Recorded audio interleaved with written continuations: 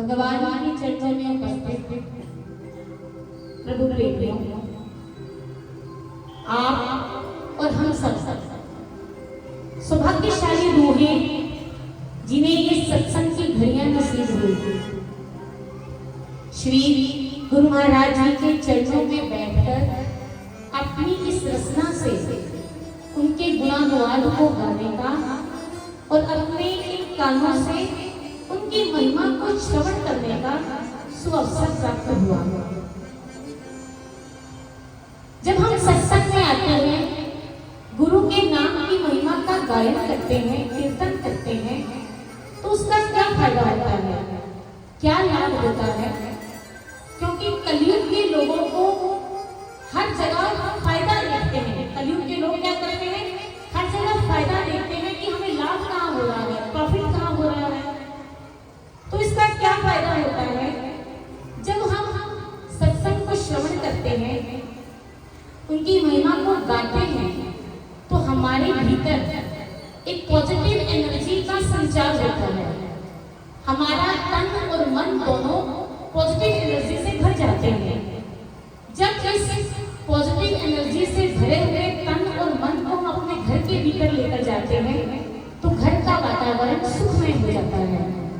कई बार ऐसा होता है ना कि आप लोग जब सत्संग को श्रवण करके घर जाते हैं, अगर घर में किसी से लड़ाई हो जाए तो आपके मन के भीतर ये भावना होती है, नहीं, अभी अभी मैं सत्संग श्रवण करके आया हूँ, अभी अभी सत्संग सुनकर आए हैं, तो मुझे चुप रहना है, मुझे शांत रहना है। क्यों? क्योंकि वो जो पॉजिटिव एनर्जी हमारे भीतर होती है, वो हमें क्रोध नहीं करने देती और किसी को अपशब्द बोलने की हमारे भीतर से भावना ही नहीं जाती।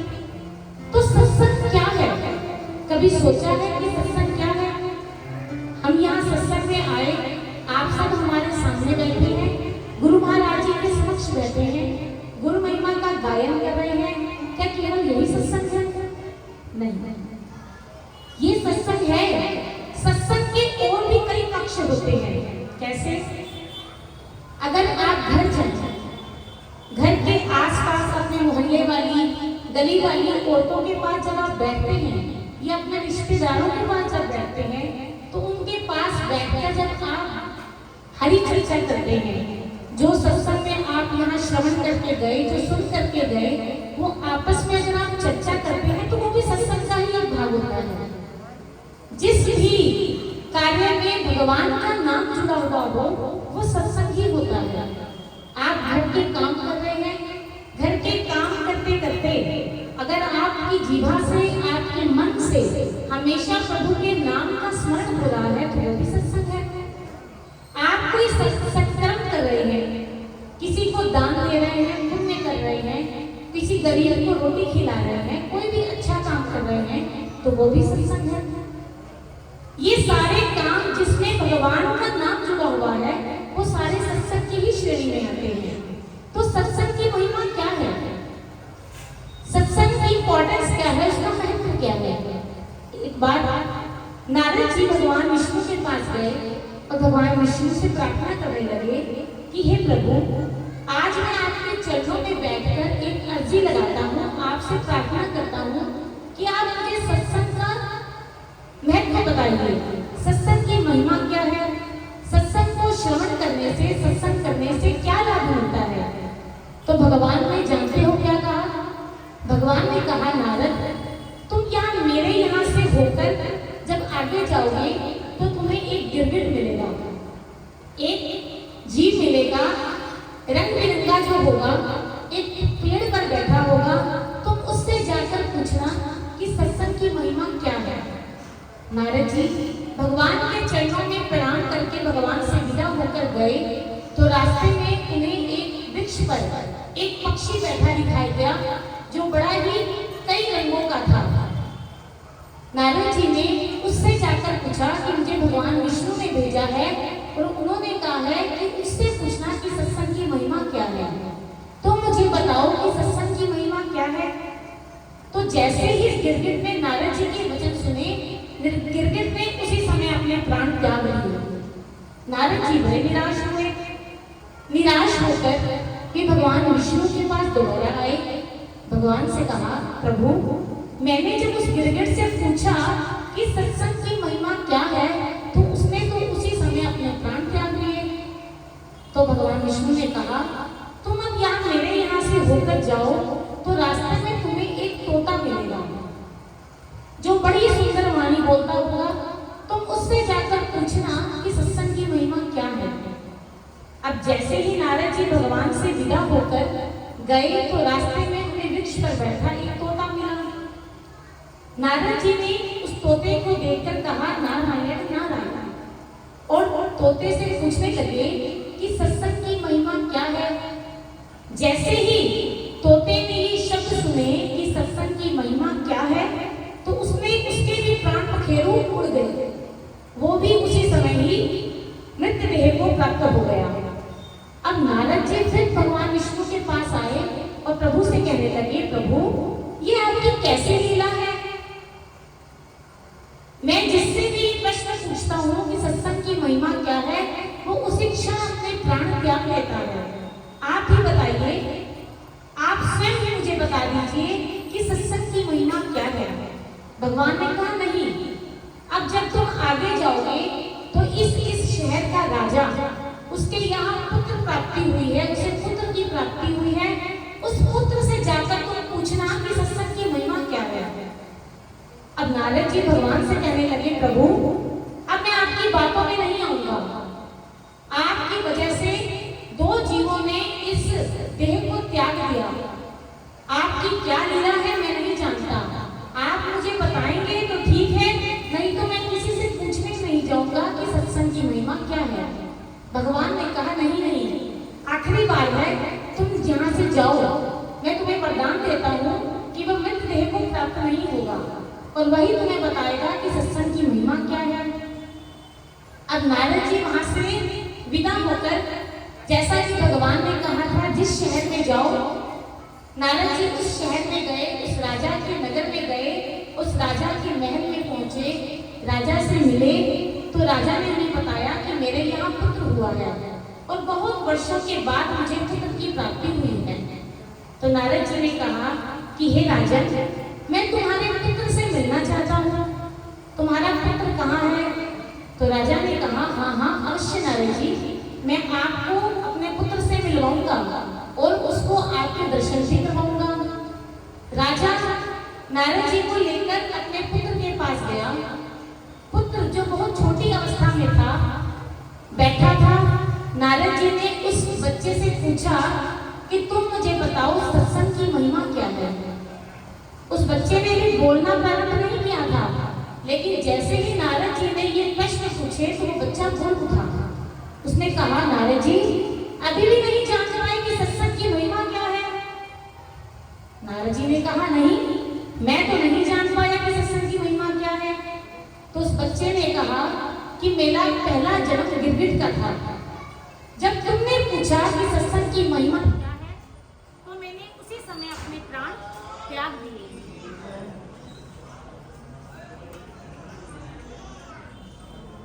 बोलो श्री गुरु महाराज की जय, बोल सच्चे दरबार की जय।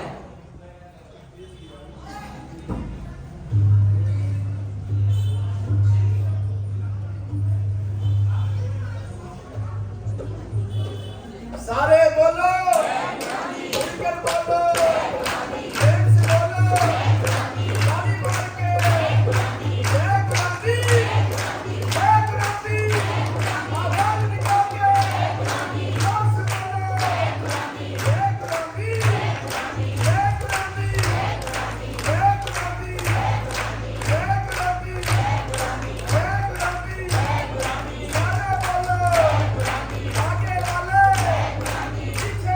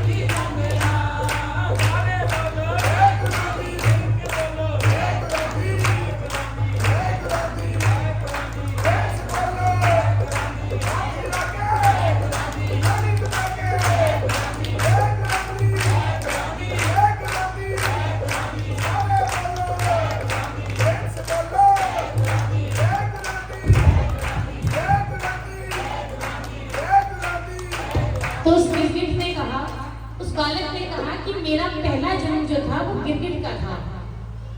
जैसे ही तुमने कहा कि सत्संग की महिमा क्या है, सत्संग शब्द सुनते ही मेरे प्राण छूट गए, मेरे सारे पाप कट गए और मैं निष्पाप हो गया।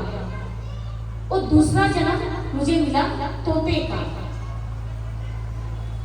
तब तुम फिर मेरे पास आए और तुमने फिर कहा कि सत्संग की महिमा क्या है।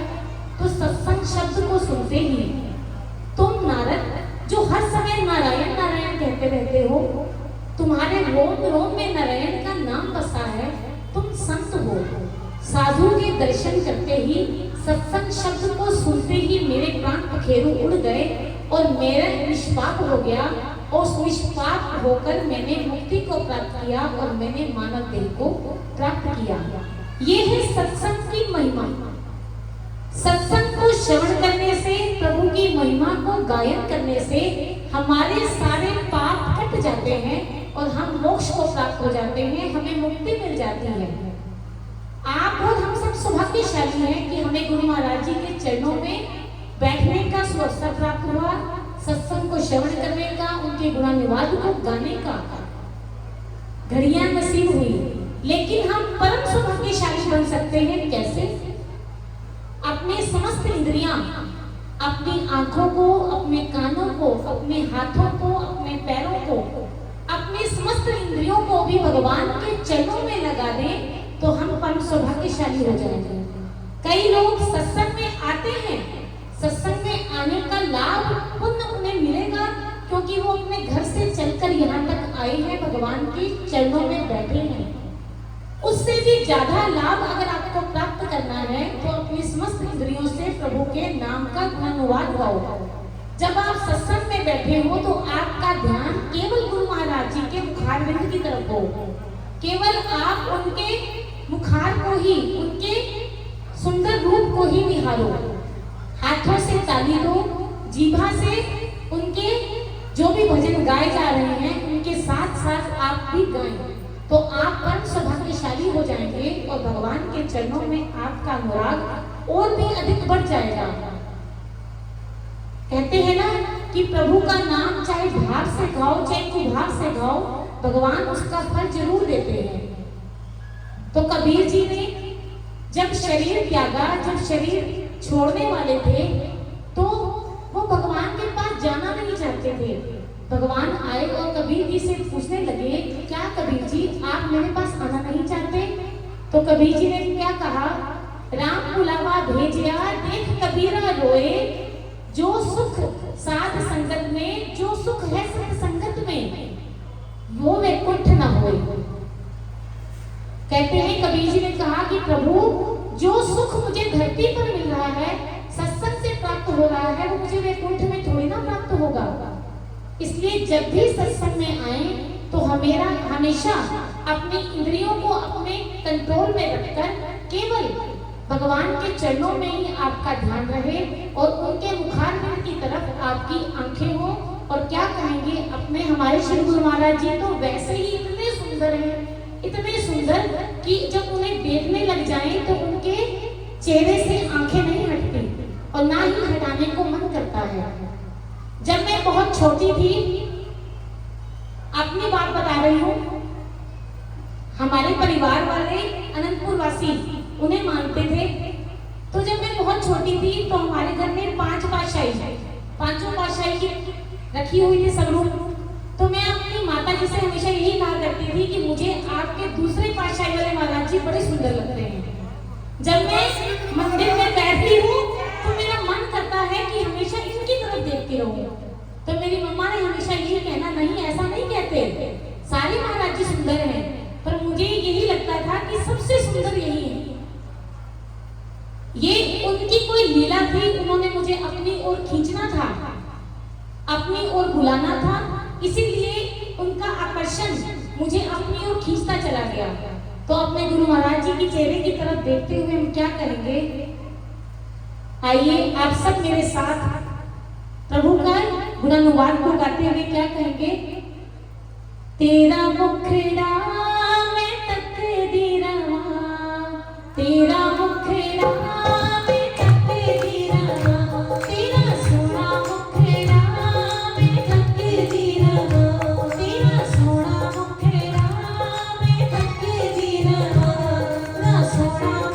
मेरा